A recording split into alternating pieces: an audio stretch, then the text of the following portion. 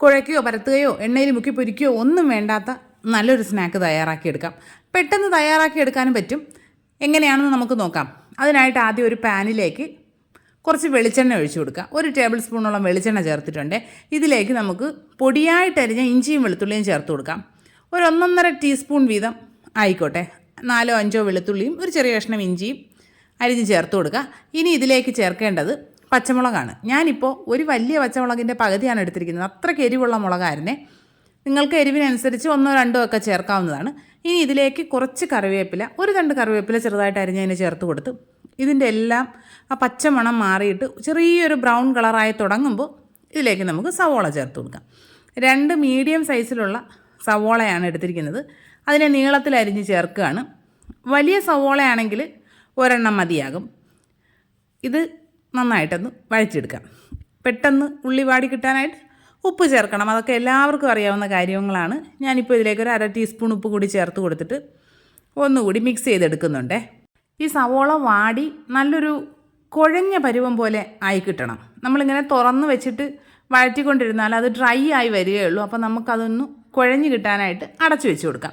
കുറച്ച് നേരം ഒന്ന് അടച്ചിട്ട് തുറക്കുമ്പോൾ നമുക്ക് അതിൽ നിന്ന് വരുന്ന ആവി വെള്ളം ഉണ്ടല്ലോ, അത് അതിലേക്ക് തന്നെ ഒഴിച്ചു കൊടുക്കണം. എന്നിട്ട് ഒന്നുകൂടി മിക്സ് ചെയ്യുക. വീണ്ടും കുറച്ച് സമയം അടച്ചു വയ്ക്കുക. അങ്ങനെയാകുമ്പോൾ നമ്മുടെ ഉള്ളി നല്ല സോഫ്റ്റായിട്ട് കിട്ടുകയും ചെയ്യും. നമ്മുടെ സ്നാക്കിന് പ്രത്യേക ഒരു ടേസ്റ്റാണേ. ഇനി നമുക്കിതിലേക്ക് തക്കാളി ചേർക്കണം. പോയി തക്കാളി പറിച്ചിട്ട് വന്നാലോ?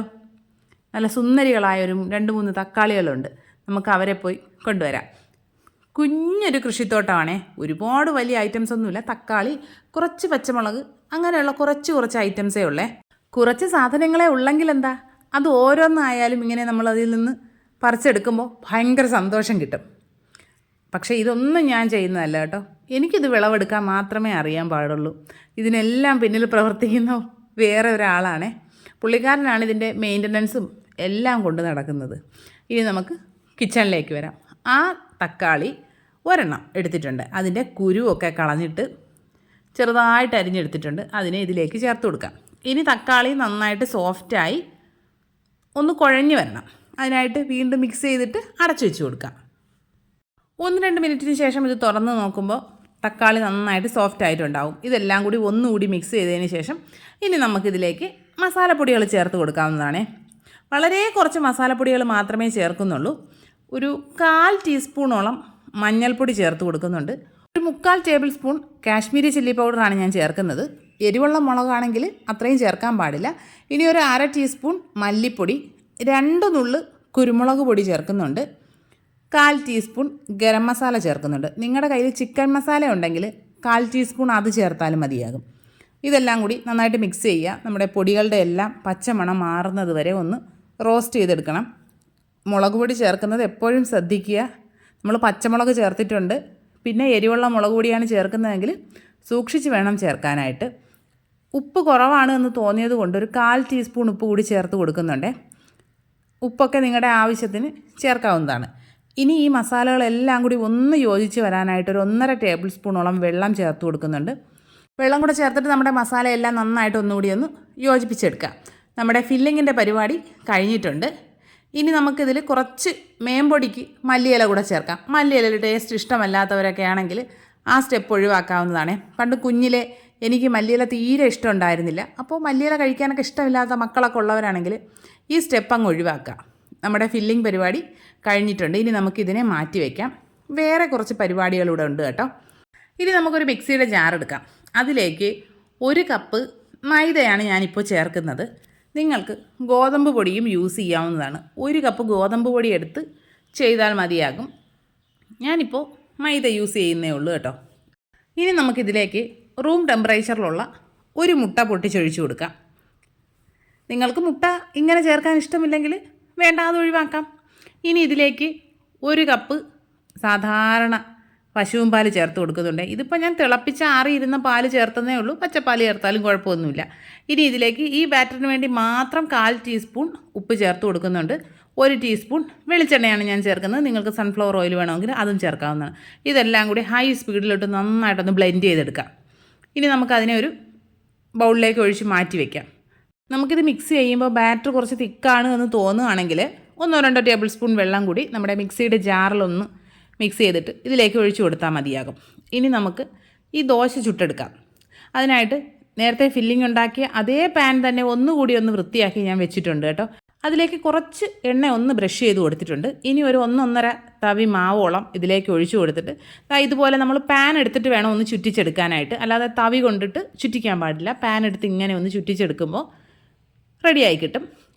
ഇനി ഒരു സൈഡ് ഒന്ന് കുക്കായി എന്ന് തോന്നുമ്പോൾ മറിച്ചിട്ട് കൊടുക്കുക. ഒരുപാട് നമ്മൾ വെള്ളം ലൂസാക്കി എടുത്തു കഴിഞ്ഞാൽ ഇതിങ്ങനെ തിരിച്ചിടുമ്പോൾ പൊട്ടി വരാനുള്ള സാധ്യതയുണ്ട്. ഇതുപോലെ തിരിച്ചിട്ട് കൊടുക്കുക. തിരിച്ചിട്ട് ജസ്റ്റ് ഒന്ന് ആക്കി കഴിയുമ്പോൾ തന്നെ നമുക്ക് മാറ്റിയെടുക്കാം. ബാക്കിയെല്ലാം അതുപോലെ ചുട്ടെടുക്കാവുന്നതാണ്. എനിക്ക് ഈ ഒരു ബാറ്ററിൽ നിന്നൊരു 8 എണ്ണം കിട്ടിയിട്ടുണ്ടായിരുന്നേ. ഇനി നമ്മൾ നേരത്തെ മാവ് മിക്സ് ചെയ്ത ബൗളുണ്ടല്ലോ, അതിൽ തന്നെ ഒരു 1/4 കപ്പ് മൈദയൊന്നും ഇട്ടിട്ട് അതിൽ കുറച്ച് വെള്ളവും ചേർത്ത് അതൊരു പേസ്റ്റാക്കി എടുത്ത് വെച്ചിട്ടുണ്ട്.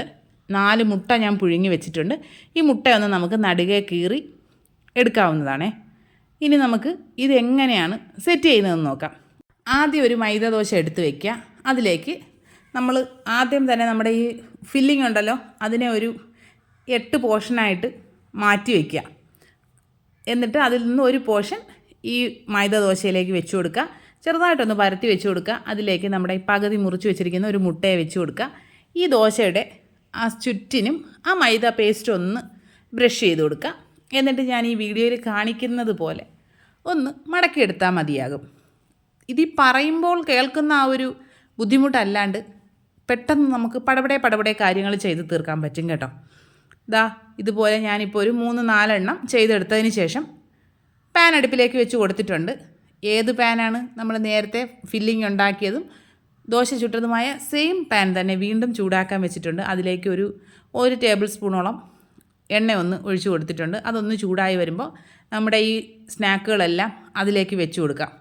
ഒരുപാട് എണ്ണ ഒഴിച്ച് അതിൽ മുക്കി പൊരിക്കുന്ന പരിപാടിയൊന്നും ഇല്ല കേട്ടോ. നമ്മൾ ഹെൽത്തി ആയിട്ടുള്ള വേർഷനാണ് നോക്കുന്നത്.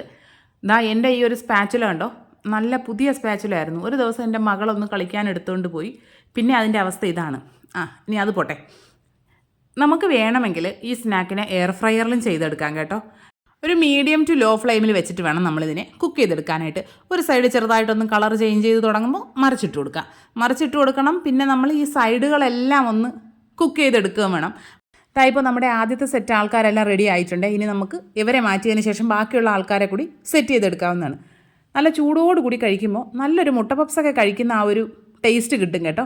പെട്ടെന്നൊരു മുട്ട പപ്സൊക്കെ കഴിക്കാൻ തോന്നിക്കഴിഞ്ഞാൽ തയ്യാറാക്കി എടുക്കാൻ പറ്റിയ നല്ലൊരു വിഭവമാണ് കേട്ടോ.